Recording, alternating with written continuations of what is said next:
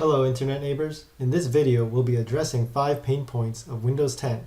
By the end of this video, you'll be able to find your files quickly, find which folders are hogging up the most space, and edit text like a boss.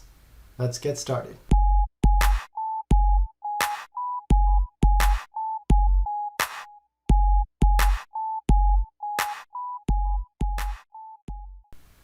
Alright, so the first pain point about Windows is just installing the applications. It takes so long just to click next, and when you have a new PC, this can take you quite some time.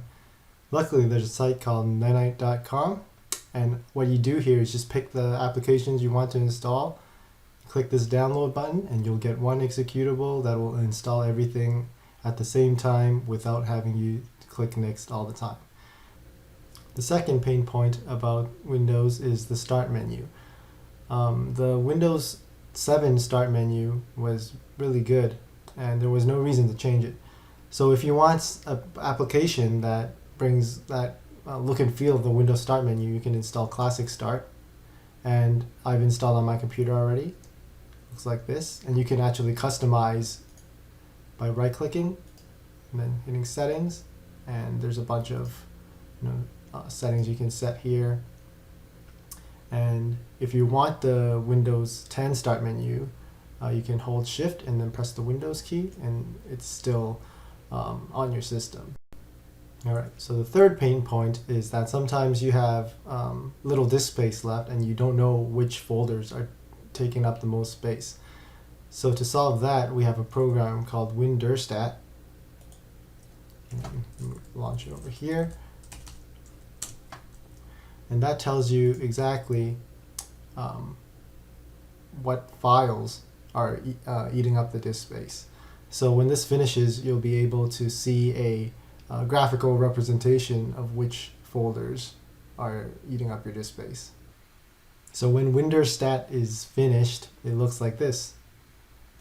You can click on each of these rectangles and it will show you the corresponding file. The fourth pain point of Windows is that the file searching just sucks really bad. So I don't know if you've ever saved a file on your computer and just couldn't find it afterwards, but you know you saved it.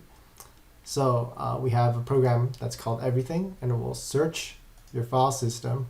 After it's indexed, it will become really fast. But for example, say I was looking for a JPEG image in a folder called Ambrose, right? And this will show you all the locations where it found it. And you can see it lists a lot of things, and it didn't take long at all. So hopefully this might help you. The fifth and final application that I'll be sharing with you is Notepad++. This application saves you a lot of time when you need to do some text editing. So let's say, for example, you have a comma separated list of items and you want to convert this into a new line delimited list of items. So in Notepad, there's no quick way to do this, but in Notepad++, you can press Ctrl-H, you find comma, and you want to replace with carriage return line feed, which is /r/n, and make sure extended is checked. Then you would press replace all, and now you can see you have one item per line. Another thing that's great about it is if you do HTML editing, you can download plugins. So you can plugin manager, and the ones that I've installed are the JS tool and XML tools, right? And these will do pretty format on your code. So for example, in the JS tool, you can highlight the JavaScript you want to format, go to plugins, JS format, and there you go. It's in a nice readable format. Do you have applications that you find useful that I didn't cover here? Please let me know in the comments below. If any of this was helpful, please also let me know on Twitter. I'm Ambrose at efficientHacks, and I'll see you next time.